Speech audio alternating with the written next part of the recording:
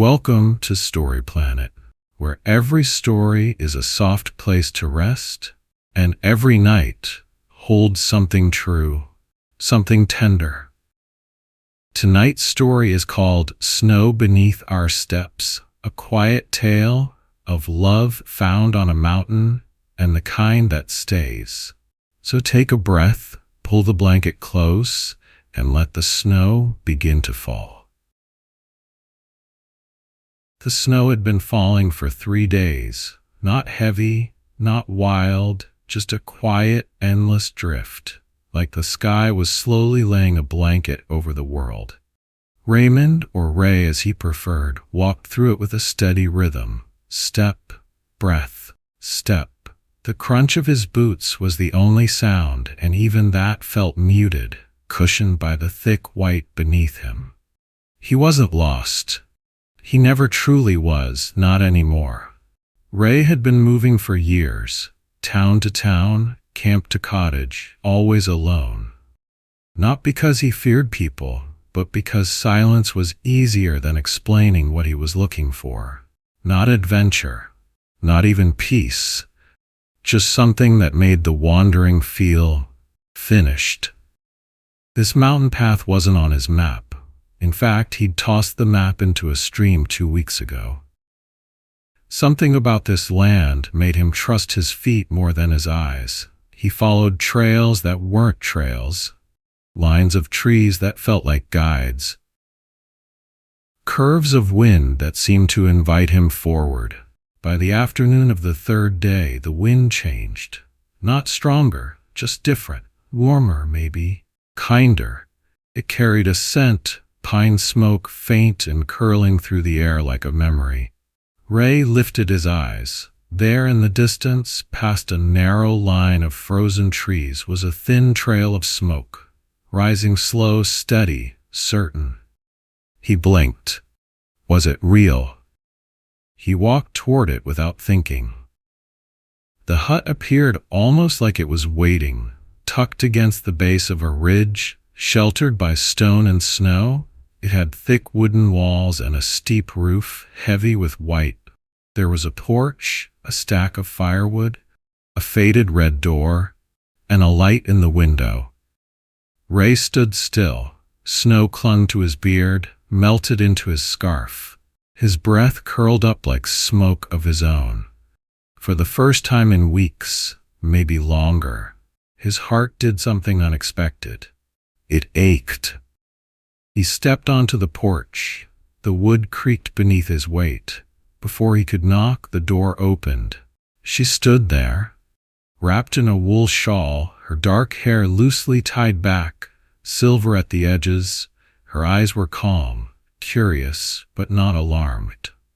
"You look cold," she said, voice low and steady. Ray hesitated, then nodded. She stepped aside. "Come in." The warmth hit him like music. Inside, the hut was simple, but full. A wood-burning stove clicked gently in the corner. A kettle hissed softly. Shelves lined the walls, stacked with jars of dried herbs, vegetables, what looked like homemade jams. On a small table sat a round loaf of bread and a wooden bowl of steaming soup. He unwrapped his scarf slowly, unsure if this was real. "Sit," she said, motioning to a cushioned bench near the stove. "I was just making supper." Ray sat. She poured soup into a second bowl and handed it to him. The scent, something with garlic, maybe root vegetables, and thyme, filled his nose. "Thank you," he said quietly. She nodded, sitting across from him. For a long time they ate without speaking. Outside, the snow kept falling. Her name was June. She lived alone, had lived alone for years.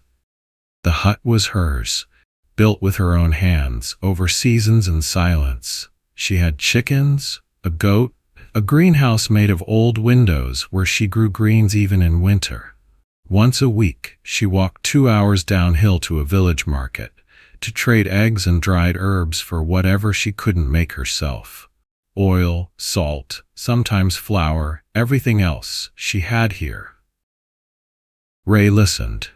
He told her a little about the desert, about his years of moving, of never staying, of campfires and canyons and rivers that knew his name. She didn't ask why he left it all. She didn't need to. That night, she gave him a blanket and made up a small cot near the stove. "You can stay," she said simply, "until the snow stops."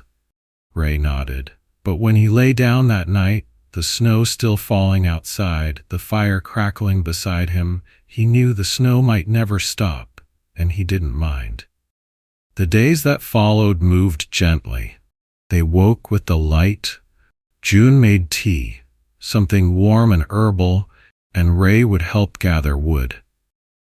They didn't speak much, but their silences were not empty. They were comfortable, soft, like wool pulled over cold fingers. Ray watched the way she moved, steady, grounded, patient. June watched the way he paused before every task, as if asking permission from the world first. In the afternoons, she showed him how she made her bread.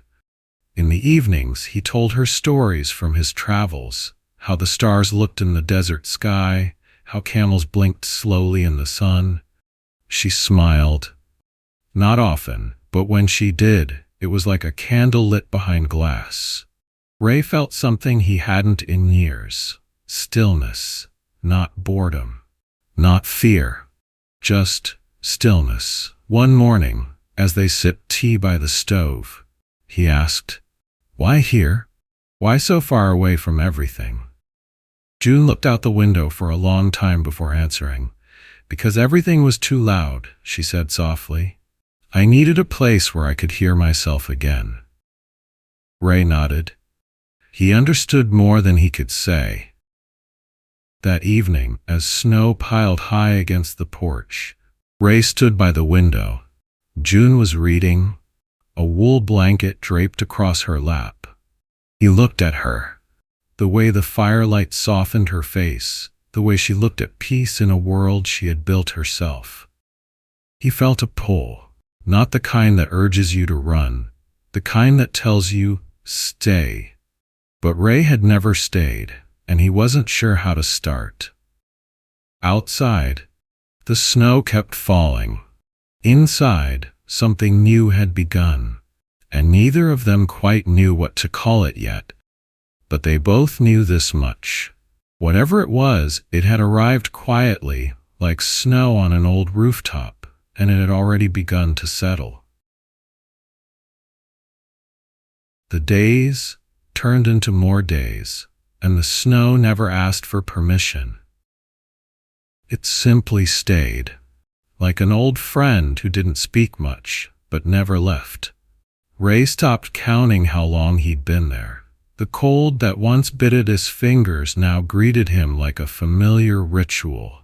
And the silence of the mountains, it didn't echo loneliness anymore. It hummed a kind of peace. Every morning, the light would slip in through the frosted windows, soft, slow, golden.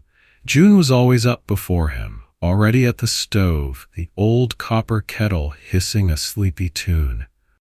Ray would wake to the scent of herbs and firewood, hair tousled, blanket slipping from his shoulders.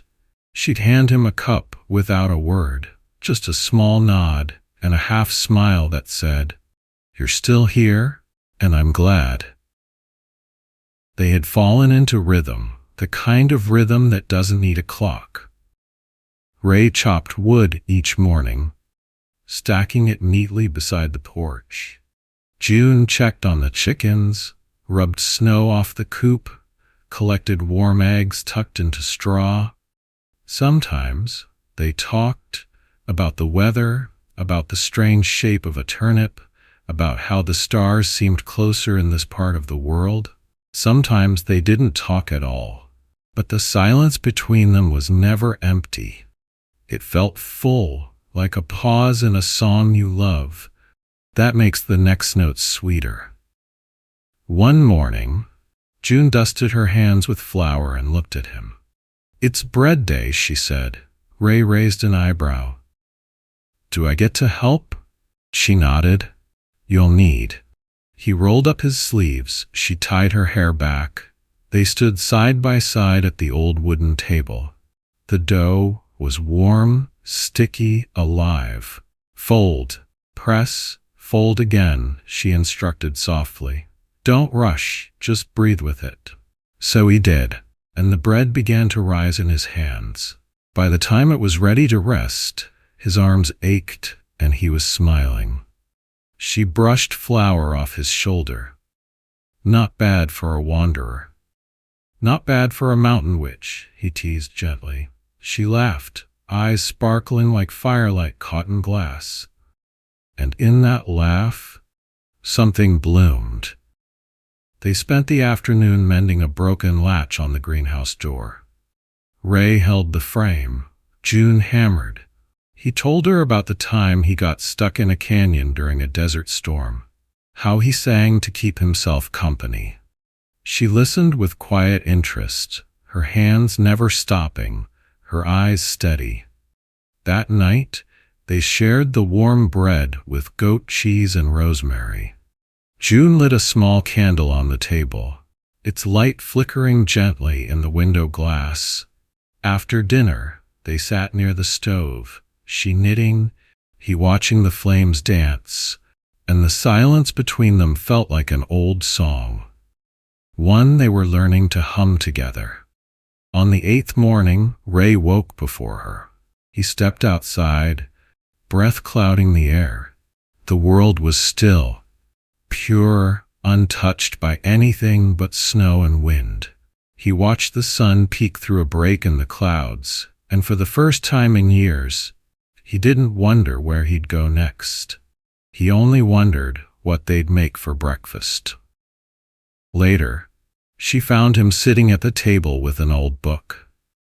Do you miss it? He asked. She paused, poured water into the kettle. Miss what? Everything down there. The world, the noise, the people. She stirred the fire gently before answering. Sometimes I miss music, a fresh lemon, someone calling my name. She looked up, but I never miss the rush or the pretending. Ray nodded. Yeah, me neither. A few days later, June laced up her boots and looked at him. I'm heading to the market. He stood. I'll come with you. She blinked, surprised, then nodded once. They walked in silence for a while, the snow crunching beneath them. Her path was familiar. His was newly forming. It took 2 hours to reach the village, tiny, tucked behind frost-bitten hills, where friendly eyes peeked through scarves. June traded eggs for flour, a bundle of rosemary for soap. Ray bought nothing, except a pencil and a small blank notebook. As they walked back, she handed him a piece of dried fig, a reward for carrying the basket. Desert man. He took it, smiling. What do I get for chopping wood tomorrow? She grinned. Another day of soup and silence. Perfect. That night, he wrote something in the notebook. Not a story, not a poem, just a sentence. I could stay.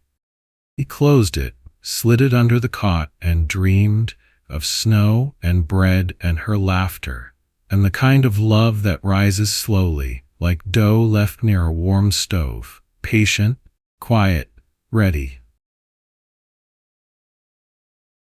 The snow had softened, just enough for the earth to remember how to breathe again. But inside Ray, something was stirring, something quieter than fear, heavier than doubt. It was the kind of ache that comes when comfort begins to bloom in someone not used to it.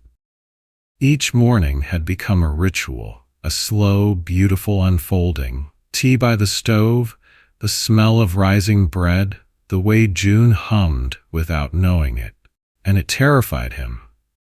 He wasn't made for this, was he? He had wandered too long, lived from pack to pack, place to place, never letting roots take hold. So the more he felt pulled toward her world, the more his old habits began to whisper, "Leave before it's too late." But there were moments when he forgot to be afraid, like when June handed him warm bread straight from the oven, or when she tucked a small bundle of herbs into his coat pocket. For the scent, she'd said. Little things, but they clung to him. It was still dark when he opened his eyes. The fire was only embers, the kettle silent. Ray sat up, swung his legs down to the wooden floor, and stared at his boots. He hadn't touched them in days. He laced them slowly, his fingers numb, not from cold, but from hesitation. He packed what little he had, a shirt, his journal, the pencil June had once handed him like a gift. And then he stood there, in the quiet, not quite ready to leave, not quite brave enough to stay. He stepped to the door, and then he paused, turned. June was asleep on the bench, a quilt over her shoulders, her face turned toward the wall. He wanted to say something, anything, but instead, he turned the handle and slipped outside. The snow crunched beneath him like it did the first day, but this time it didn't welcome him. It mourned him. Each step away from the hut felt louder than the one before. His footprints marked a goodbye he couldn't say out loud. He didn't look back, but part of him broke every time he told himself not to. He walked until the hut was just a memory behind him, until even the wind stopped asking him to stay. His breath was short, heart tighter with every step, not because of the cold, but because he knew what he was choosing. He walked without knowing where he was going, only that it wasn't toward her. Inside, June stirred in her sleep, then woke to the cold creeping in from the half-shut door. She sat up quickly. The fire had gone out. She saw the empty cot. Her breath caught, not from the chill, but from knowing he was gone. She wrapped the quilt tighter around her shoulders, sat there in the quiet, and for the first time in a long time, she felt alone, truly alone. The kettle was cold. The bench beside her, hollow. She pressed her hands to her chest, willing the ache to stay quiet, but it rose like the morning light. She didn't cry, not yet. Instead, she lit the fire again, boiled water, set 2 cups on the table, then stared at them, one now useless. The steam rose from her own like a sigh. She touched the rim of his cup and whispered, "I didn't ask you to stay, but I hoped you would." Her fingers lingered, as if maybe the warmth in the ceramic could still remember him. The days that followed moved slowly. She tended the chickens, gathered eggs, chopped wood with her arms trembling from more than the weight. She talked aloud sometimes, just to hear her voice. She would say things like, "Ray liked this tea," or "He always oversalted the soup." And sometimes she said nothing at all, just listened to the quiet, hoping it might carry back an echo of him. She wrote his name in her notebook, once, then again, then crossed it out gently, as though even ink should be careful with goodbyes. She sat on the porch at sunset, not to watch the sky, but to see if the wind might bring back his shape through the trees. It never did. She didn't go to the market that week. She couldn't bear the walk down alone. What if he had come back while she was gone? What if the trail no longer remembered her footsteps without his beside them? She stayed home, made bread she didn't eat, swept floors that weren't dirty, waited by the window without waiting. Even the chickens seemed quieter. Even the fire cracked less. Even the snow felt colder. And then, on the 4th day, Just as dusk began to fold the world into blue, she heard it. Footsteps, slow, unsure, familiar. She froze, her hand still holding the edge of the bread she was slicing. The knock came, soft, once, then silence. She moved toward the door like she was inside a dream, opened it, and there he stood. Ray, snow in his beard, his bag slung over one shoulder, and a look in his eyes that begged for forgiveness, without asking. I got halfway to nowhere and realized I left everything behind, he said. June didn't answer. Her throat was tight, her chest even tighter. Tears rose before she could stop them. She looked down, then back up, and without another thought, she dropped the bread knife, ran to him, and wrapped herself around him like she'd never let go. He held her, so tightly, his breath warm against her hair. I didn't know how to stay, he whispered, until I couldn't stand being away. She cried softly into his coat. You're late for tea. He laughed. Then I'll never leave again.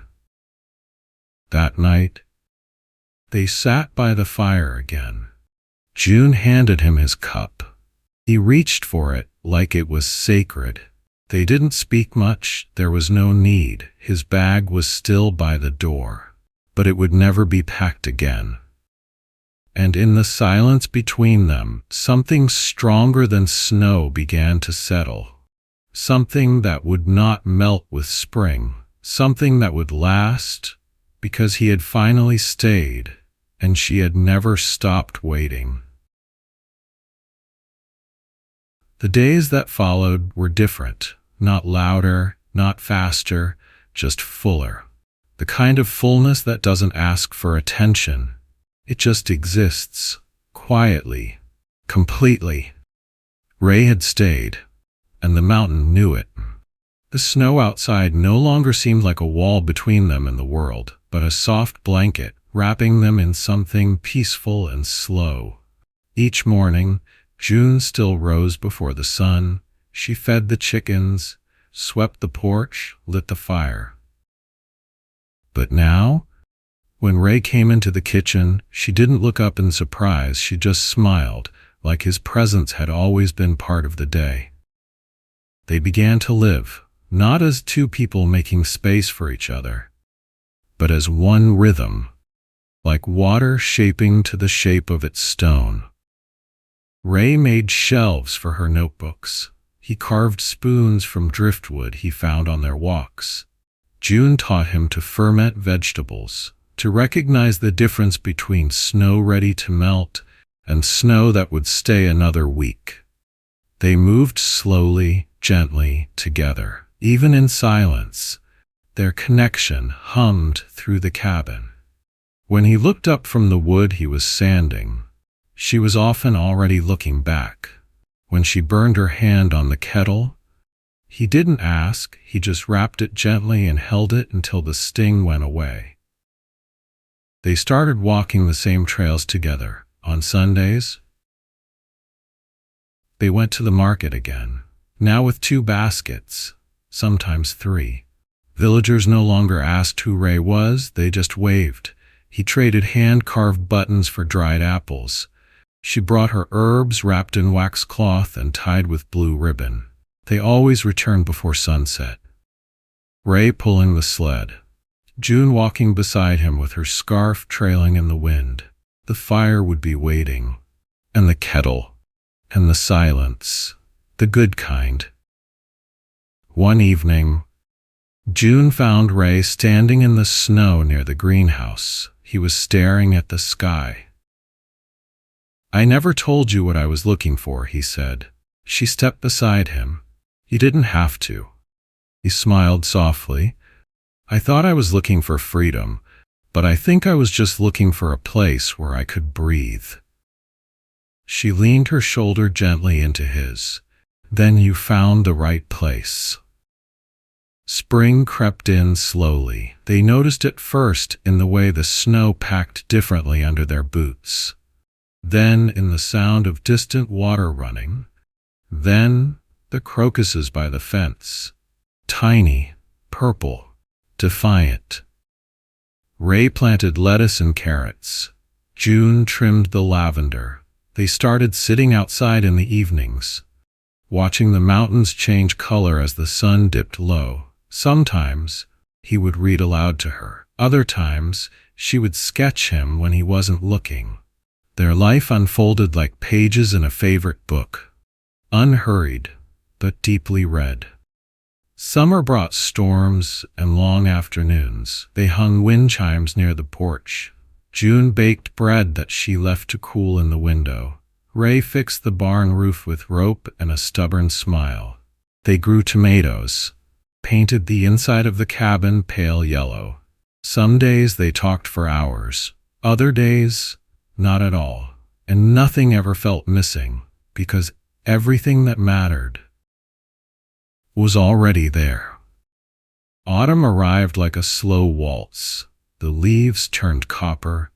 The chickens grew quieter. They began to prepare again. Jars lining the shelves, logs stacked high. Ray made her a coat hook shaped like a tree branch. She embroidered his name into a quilt. In the evenings, they read old letters June had written but never sent, and sometimes they just held hands in front of the fire, saying nothing except everything. When winter returned, it didn't feel like something to survive. It felt like coming home. Ray watched the snow fall from the new writing room they'd added to the side of the cabin. He had built it for her, with large windows, a wide desk, and a chair big enough for two.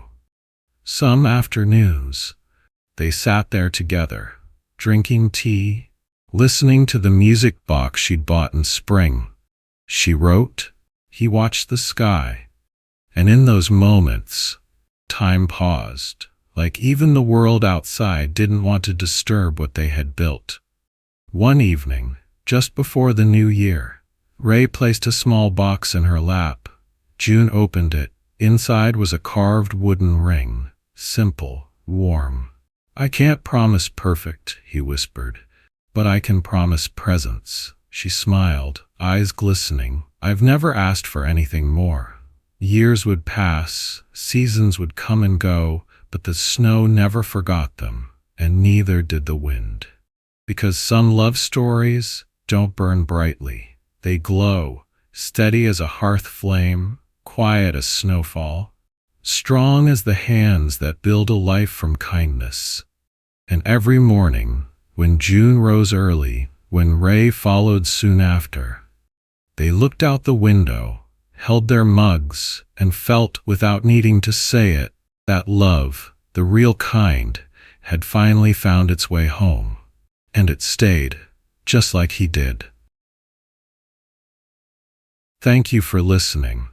If this story touched your heart, even a little, you might consider giving it a thumbs up, so it can reach someone else who needs this kind of calm. Share it with someone you love if it feels worthy, and if you haven't already, consider subscribing for more gentle stories like this one. Good night. Sweet dreams from all of us at Story Planet.